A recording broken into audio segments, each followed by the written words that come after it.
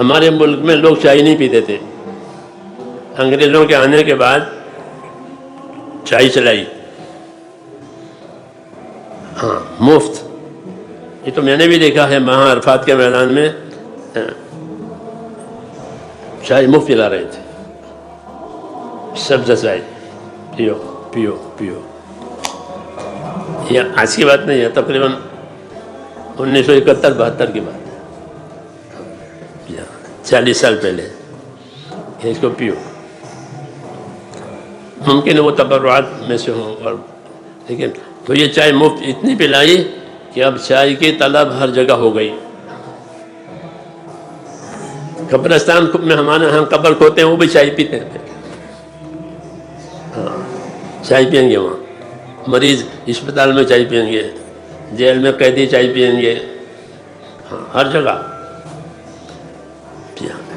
اس کی طلب پیدا کرائی، تو وہ جزو زندگی بن گئی۔ چائے کیا بن گئی؟ جزو زندگی۔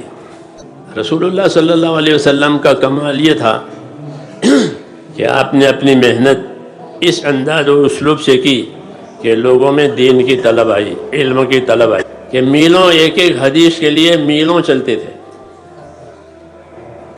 میلوں۔ ایک حدیث کسی کے پاس ہے، وہ رسول صلی اللہ علیہ وسلم سے روایت براہ راست کرتا ہے، بیچ میں واسطہ نہیں ہے، تو اس کے لیے میلوں کا سفر کرے۔ ہاں ابن مسعود فرماتے کہ مجھے معلوم ہو جاوے کہ کسی کے پاس ہے تو میں ضرور اونٹ لے کر کے وہاں جاؤں گا، ہاں اور اس سے وہ چیز لے لوں گا۔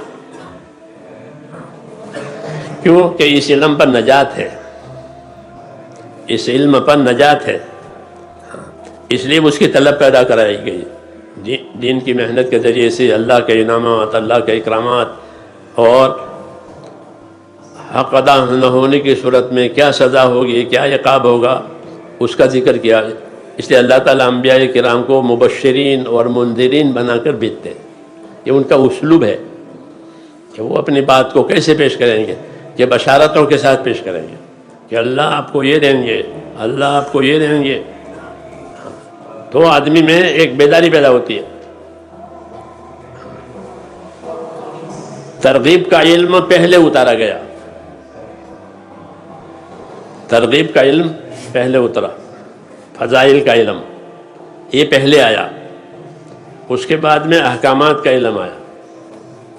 کہ فضائل کا علم محنت کے ساتھ دیا، اس سے لوگوں میں خوف پیدا ہوا، شوق پیدا ہوا۔ یہی طریقہ ہے کہ کسی چیز کا شوق پیدا ہو جاوے، کسی چیز کا خوف پیدا ہو جاوے یقین کے ساتھ، تو اب آدمی اس کو لیے بغیر رہتا نہیں ہے۔ اس لیے دعوت میں فضائل کا علم استعمال ہوا کہ اللہ یہ دیں گے، من یاوینی من ینصرنی حتی ابلغ رسالت ربی ولہ الجنہ، کون میرا ساتھ دے گا، کون میری مدد کرے گا اللہ کے دین کی دعوت میں، جو ایسا کرے گا اس کے لیے جنت ہے، اور دوسری بات نہیں، اس کے لیے جنت ہے۔ تو محنت کے ساتھ یہ بات کہی جاتی تھی، اسے لوگ تیار ہو جاتے تھے بات قبول کرنے کے لیے، حالانکہ بہت رکاوٹیں تھیں، بہت مشکلات تھی، لیکن لوگ اس شوق میں تیار ہو جاتے تھے اور اس شوق میں قائم بھی رہتے تھے، اس پر استعداد پیدا ہوتی تھی۔ تو سب سے پہلے اترا ہے فضائل کا علم، اس نے لوگوں میں استعداد پیدا کی۔ پھر جو استعداد پیدا ہوتی گئی، اوپر کے احکام آتے گئے، عبادات پہلے آئیں، سب سے پہلے نماز آئی، اس کے بعد باقی فرائض، زکوٰۃ اور روزے، پھر حج حضور صلی اللہ علیہ وسلم کی وفات سے پہلے، اور آپ نے حج عملاً لوگوں کو کرا دیا۔ تو عبادات کا علم آیا، پھر جو لوگوں میں استعداد پیدا ہوتی گئی، باقی علوم اللہ تعالیٰ نے اتار کر کے اصولی طور پر اس کو پورا کر دیا۔ تو اب یہ امانت ہو گئی ہمارے پاس۔ پھر اللہ نے اپنے قدرت سے اس علم کو محفوظ کیا ہے، قرآن کریم تو ہے ہی محفوظ، اور قرآن کی برکت سے سنتوں کی حفاظت ہوئی، تاکہ قرآن کا صحیح مفہوم، قرآن کا صحیح مصداق لوگوں کو سمجھ میں آئے کہ قرآن کیا کہتا ہے۔ تو قرآن کی برکت سے سنتوں کی حفاظت ہوئی۔ صحابہ میں اور صحابہ کے بعد اللہ تعالیٰ نے اس امت میں آخر تک ایسے لوگ پیدا کریں گے جو اس دین کی حمایت اور حفاظت کریں گے۔ بزرگوں نے لکھا ہے کہ اس امت میں علماء کا وجود یہ بھی حضور کا معجزہ ہے کہ اللہ ایسے علماء پیدا کریں گے، جی ہاں، جیسے قرآن کریم معجزہ ہے، جی ہاں، ایسے قرآن کے مصداق کو سمجھنے والے، سمجھانے والے، قرآن شریف کے لیے راہ بنانے والے دنیا میں، ان کی حمایتی، ہاں، ایسے علماء اللہ پیدا کریں گے۔ تو علماء کا پیدا ہونا اور علماء کا وجود یہ بھی اس امت میں رسول اللہ صلی اللہ علیہ وسلم کا معجزہ ہے، بڑی چیز ہے یہ۔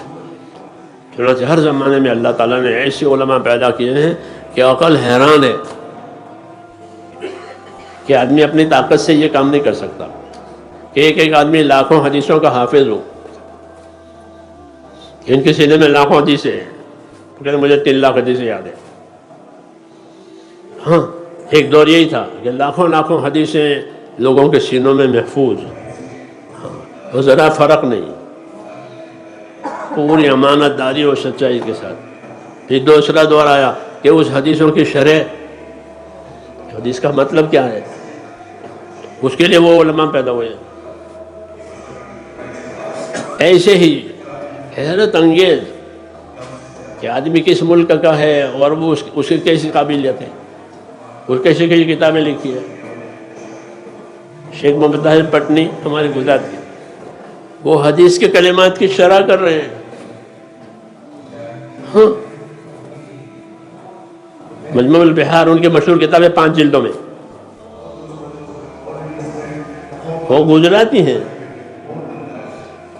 پٹن میں آرام کرتے ہیں، وہ مجموع البحار ان کی کتاب ہے۔ راغب اصفہانی اصفہان کے ہیں، فارسی ہے، وہ قرآن کی مفرد کلمات کی لغوی تشریح کرتے ہیں، عجیب و غریب۔ سب علماء اس کی کتاب کو مرجع بنائے ہوئے ہیں کہ راغب نے یہ کہا ہے، راغب نے یہ کہا ہے، راغب نے یہ کہا ہے،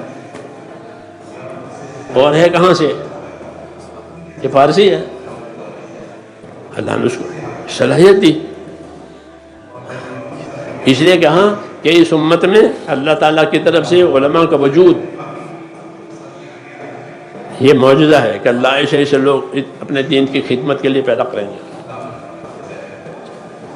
کہ آپ کے دین کو قیامت تک بقا ہے، تو اس کے باقی رہنے کا یہ سامان ہے کہ اس کی حمایتی پیدا کریں گے، اس کے مددگار پیدا کریں گے، جس کے ساتھ اللہ بھلائی کا ارادہ کرے گا اس کو اپنے دین کی سمجھ دے گا۔